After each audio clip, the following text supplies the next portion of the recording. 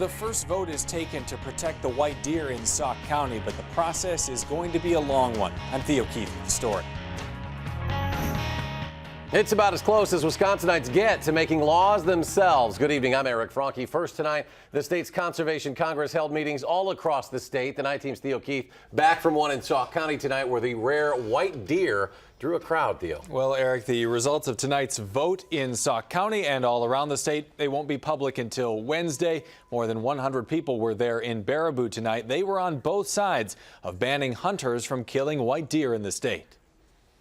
Every rare and unusual species deserves some protection.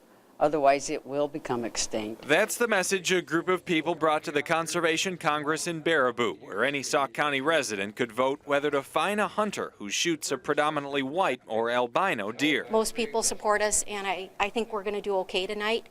But after tonight, the WCC goes to another level. It's regional, and we're going to have to keep moving with this issue to stay with it. Milena Smith and Carol Hastings love having the white deer in Leland and say hundreds of others do too. Shooting the deer is illegal except in chronic wasting zones like in Leland, where a hunter shot one last November.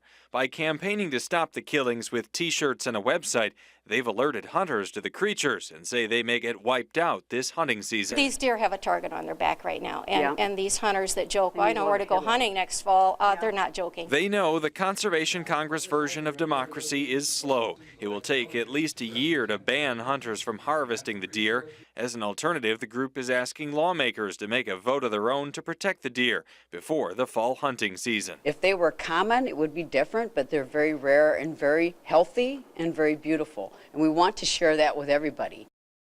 Again, DNR officials wouldn't tell us tonight if the measure passed. We'll have to wait until Wednesday. If it did, it would face at least 2 Conservation Congress votes statewide, then scrutiny from DNR staff, the Natural Resources Board, and finally the legislature, so you can see how long this process can drag out. And what about this legislative path here? What are supporters saying about that? Well, the supporters say at least some of their local lawmakers are on board, but at least one is not. They say legislators are watching votes like the one taken tonight to see whether there's enough public support to bring forward a bill at the Capitol. All right, Theo, thank you very much. Yeah, no problem.